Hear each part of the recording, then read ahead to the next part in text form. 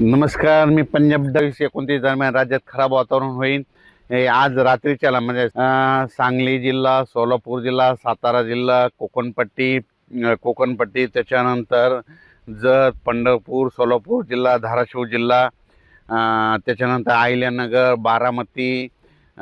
बारामती, श्रीगोंदा, त्याच्यानंतर कडाष्टी, बीड, लातूर जिल्हा, परभणी जिल्हा, त्याच्यानंतर संभाजीनगर, जालना जिल्हा, त्याच्यानंतर जळगाव जिल्हा, नाशिक, धुळेगाव, मालेगाव, शिरूर ह्या पट्ट्यामध्ये आज मात्र मध्यरात्रीच्याला तुरळक ठिकाणी पावसाची शक्यता आहे.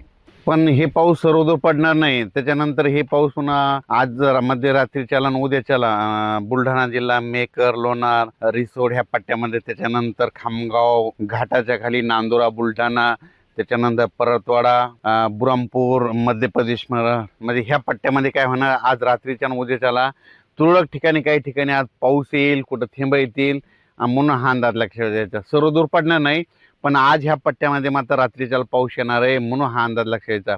उद्याच्याला तो पाऊस पुन्हा पुढं सरकत जाईल, पुन्हा मध्य प्रदेशकडे जाईल आणि पुन्हा पश्चिम विदर्भाकडे अकोला, अमरावती, वर्धा, नागपूर, भंडारा त्या पट्ट्यात जाईल म्हणून हा अंदाज लक्षात यायचा. पण सर्वदूर नाही पडणार म्हणून ही सर्व शेतकऱ्यांनी सर्वप्रथम लक्षात द्यायचं. फक्त भाग बदलत आहे, तुरळक ठिकाणी पडणार आहे, म्हणजे मोजक्या ठिकाणी पडलेला असेल म्हणून हा अंदाज लक्षात यायचा.